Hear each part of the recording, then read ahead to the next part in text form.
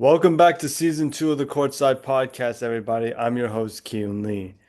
In this week's episode, we recap all the games from the second round of the playoffs. Well, most of them as of right now. We're also going to be discussing, yes, unfortunately, the latest installment of the Luka Doncic, Nico Harrison dispute, and more. Now, before we get started, make sure you hit the subscribe button, turn that post notification bell, like this video, and comment down below where you're on this in terms of if you agree with Nico Harrison or you don't. And without further ado, let's get into the video. All right, so quick message before we begin today's video because I know a lot of you guys have a lot of questions, which is why didn't you upload last week? To be honest with you, I had family over. Like some of my family was in town, so I had to see them again. I also the reason why I didn't upload last week was I also needed a break. Like the last couple weeks for me have been like a whirlwind. Like I'm talking like things are happening here and there, and it's like kind of in a way driving me crazy. So yeah, it's been really tough for me, like mentally and physically. So I decided last week I'm gonna take a break from YouTube just for the week, just because like I was so tired last week. Like I was not feeling it. You would have thought like, oh, he looks like shit, So like that's why. So bear with me. Also, another message, which is shout out to my best friends in Isabel Kerner and Mia Crutchfield. Uh, for those that don't know or like don't know what this month is, this is college graduation month or high school graduation month, whatever you want to call it. It's graduation month. And Mia and Isabel, if you're watching this video, which I hope you do, congratulations again. I know I sent you guys a video yesterday, so congratulations. I miss you two so much. Let's talk again soon. All right, let's talk on FaceTime. Just know that your boy's available at any time. Just give him a time and a day, and we'll work our magic. Also, the third and final message, I know I'm getting bored of this as well, but the third and final message is that my way too early post-draft predictions slash off season might come out this week. I haven't decided when, just because like I'm really busy. I have been busy for the past few weeks, so that's another thing. So hopefully we can get that video out soon because I know a lot of you guys want that to happen because the NFL season is about to happen, so we gotta get ready for that. But anyway, enough about me yapping. Let's get into our first game of the second round in a way, and that is the Knicks and the Celtics. I actually might, now that I think about it, might do the Cavs and the Pacers game one just because like for funsies. But anyway, peeking at this game right here, the Pacers won. Pascal Siakam had 17 points. Aaron Nesmith had 17 points. Miles Turner had 13 points. Andrew Nemhard had 23 points. Tyrese Halliburton had 22 points. And their bench was led by Bennett Mathurin with 11 points. As for the Cavs, I mean, Evan Mobley had 20 points. Jared Allen had 12 points. Donovan Mitchell had 33 points, and their bench was led by Ty Jerome with 21 points and DeAndre Hunter with 11 points. Peeking at the next game, we got the Knicks and the Celtics. Game one between these two bitter rivals, and let me tell you this game was crazy. OG Anunoby had 29 points. Karl Anthony Towns had 14 points. Jalen Brunson, he had 29 points. Josh Hart had 14 points. And their bench was led by Deuce McBride with 11 points. As for the Celtics, Jason Tatum had 23 points. Drew Holiday had 16 points. Derek White had 19 points. Jaylen Brown had 23 points. And their bench was led by, say it with me, folks, Peyton Pritchard with 13 points. Peeking at the next Oh, sorry. Peeking at the next game, we got the Nuggets and the Thunder in game one, and this game was crazy. Aaron Gordon had 22 points. Nikola Jokic had 42 points. Jamal Murray had 21 points. Christian Brown was solid. He had 11 points. And their bench was led by Russell Westbrook with 18 points. As for the Thunder, Chet had 12 points. J-Dub had 16 points. Isaiah Hartenstein had 12 points. SGA had 33 points. Lou Dort had 14 points, and their bench was led by Alex Caruso with 20 points. Peeking at the next game, we got the Pacers and the Cavs game two, and this game was absolutely nuts. Pascal Siakam, he had 12 points. Aaron Nesmith had 23 points. Miles Turner had 23 points. Andrew Nemhard had 13 points. Tyrese Halliburton had 19 points, including that game winner. If you haven't seen it, it is nuts. And their bench was led by Bennett Mathurin with 19 points. As for the Cavs, Jared Allen had 22 points. Donovan Mitchell had 48 points. Max Strus was amazing. He had 23 points, and their bench was led by Sam Merrill with 14 points. Next game up was the Warriors and the Timberwolves, and this game was kind of sad, but also happy in a way because the Warriors won this game, but the cost was Steph Curry. Jimmy Butler had 20 points. Draymond Green had 18 points. Steph had 13 points. Buddy Hield had 24 points, and the bench was led by Gary Payton II. 100 points. Sorry, folks. A little tired.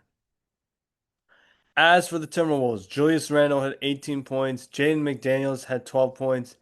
Anthony Edwards had 23 points, and their bench was led by, once again, Naz Reid with 19 points. Peeking at the next game, we got the Celtics and the Knicks, and once again, this game was very close. Mikal Bridges had 14 points. Karl Anthony Towns had 21 points. Jalen Brunson had 17 points. Josh Hart had 23 points, and their bench was led by Mitchell Robinson with 6 points. As for the Celtics, Jason Tatum had 13 points. Drew Holiday had 10 points. Derek White had 20 points. Jaylen Brown had 20 points. And their bench was led by, say it with me, folks, Peyton Pritchard with 9 points. Peeking at the next game, we got the Thunder and the Nuggets game two. And this game was a much more like you got hoed kind of game. Aaron Gordon had 10 points. Nikola Jokic was held to 17 points. Jamal Murray had 14 points, and their bench was led by Russell Westbrook with 19 points. As for the Thunder, SGA had 34 points. Isaiah Hartenstein had 14 points. Jalen Williams had 17 points. Chet had 15 points. Lou Dort had 12 points, and their bench was led by Isaiah Joe with 14 points, Aaron Wiggins with 10 points, and Asia Mitchell with 10 points. Peeking at the next game, we got the Warriors and the Timberwolves, and this was a you got smacked in the face kind of game. I know I have themes for every single game, but like this was a you got smacked kind of game. Uh, Jimmy Butler had 17 points, Buddy Hield had 15 points, Brandon Podziemski had 11 points, and their bench was led by Jonathan Kuminga with 18 points and Trace Jackson Davis with 15 points. Peeking at the Timberwolves, Julius Randle had 24 points. Jaden McDaniels had 16 points. Anthony Edwards had 20 points. And their bench was led by Nickeil Alexander-Walker with 20 points. And Naz Reid led with 11 points. Peeking at the next game, we got the Cavs and the Pacers. And the Cavs were pissed. They were extremely upset with how they played last game. Evan Mobley had 18 points. Jared Allen had 19 points. Darius Garland had 10 points. Donovan Mitchell had 43 points. Max Strus had 20 points, and their bench was led by DeAndre Hunter with 8 points. Peeking at the next game, we got not the next game, the Pacers. Pascal Siakam had 18 points. Miles Turner had 15 points. Andrew Nemhard had 10 points. Tyrese Halliburton was held to 4 points, and their bench was led by Bennett Mathurin with 23 points, and TJ McConnell with 12 points. Next game up was the Thunder and the Timberwolves. Not Thunder and the Nuggets, sorry. Chet had 18 points, J-Dub had 32 points, Isaiah Hartenstein was held to 10 points, SGA had 18 points, and their bench was non-existent in this game. Peeking at the Nuggets, Aaron Gordon had 22 points, Michael Porter Jr. had 21 points, Nikola Jokic had 20 points, and Jamal Murray had 27 points, and their bench was led by Russell Westbrook. Moving on to the next game, we had the Celtics and the Knicks game 3, and the Celtics had enough. They had enough. Jason Tatum had 22 points, Al Horford had 15 points, Derek White had 17 points, Jaylen Brown had 19 points, and their bench was led by Peyton Pritchard with 23 points.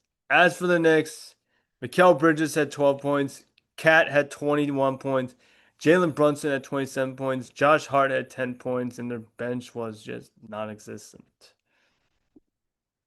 Peeking at the next game, we got the Wolves and the Timberwolves, and this game was a barn burner. All right, Julius Randle once again had 24 points. Jaden McDaniels had 15 points. Anthony Edwards had 36 points, and their bench was led by Nasri with 9 points. As for the Warriors, Jimmy Butler had 33 points, Buddy Hield had 14 points, Jonathan Kuminga had 30 points, and that was pretty much it. Next game up, we had the Thunder and the Nuggets, and this game was ugly. Like you look at the first quarter of this game, it was 17-8. Jalen Williams had 10 points, SGA had 25 points, and their bench was led by Alex Caruso with 10, Aaron Wiggins with 11, and Cason Wallace with 11 points. As for the Nuggets, Aaron Gordon had 15 points, Nikola Jokic had 27 points, Jamal Murray had 17 points, Christian Brown had 17 points, but it wasn't enough.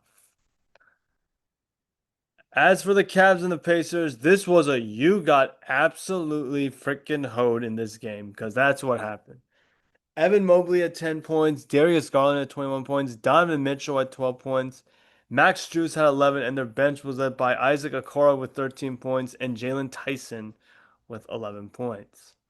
As for the Pacers, Pascal Siakam at 21 points, Aaron Nesmith with 12 points, Miles Turner with 20 points, Tyrese Halliburton with 11, and their bench was led by Obi Toppin with 20 points and TJ McConnell with 13 points and Ben Shepherd with 14 points.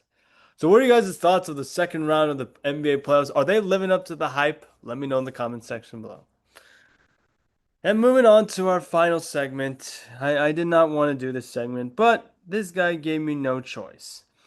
And that is react to the latest installment of the Nico Harrison Luka Doncic debate. Now, if you haven't heard it, or you may have heard it, let me know. Because it honestly just rubbed me the wrong way. This is what Nico Harrison said. All right, let me look it up so I can find it.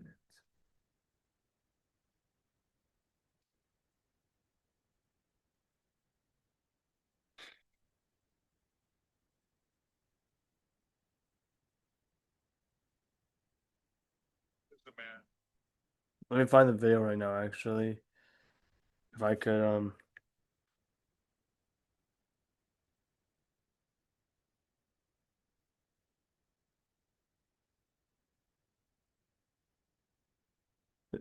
know that Luca was important to the fan base. I didn't quite know it to what level, but really the way we looked at it is, if you're putting a team on the floor that's Kyrie, Clay, PJ, Anthony Davis, and Lively, we feel that's a championship caliber team, and we would have been winning at a high level, and that would have quieted some of the outrage. And so unfortunately we weren't able to do that. So it just continued to, go on and on. No, they look. So basically, what he's saying in this scenario is that he's still not admitting that what he did was dumb. Admit it, Nico. You did it wrong. You were the one that got screwed in this. All right. Luca took you guys to the freaking finals where no one, not even the national media, said you guys could do. Like literally, I said this to someone when I was on my trip to Eugene. Ask anyone, ask anyone, ask any analyst on who they have winning the title after during the offseason. Some of them will say, oh, the Nuggets are going to go back to back. Boston's going to come through. Milwaukee, both LA teams, Golden State, Phoenix, all right? Philly, New York, Miami. All these teams, if you mentioned Dallas, they're like, yeah, they could win a playoff series, but I don't think they're a true threat. Luca was like, yeah, I took that freaking personally. I took that personally. All right. And it just bothers me that this man doesn't won't admit that he was wrong. And I love what Nick Young had to say on Gil's Arena. If you haven't seen it, he basically said this is what he said on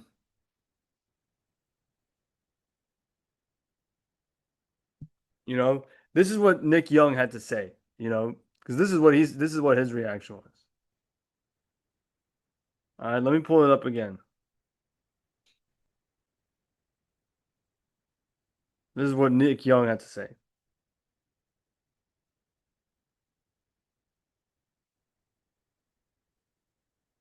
Let's see if I can find the video.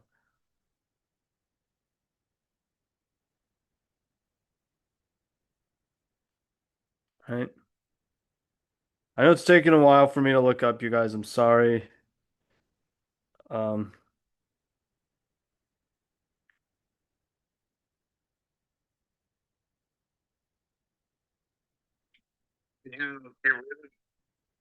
no, wait, where is it?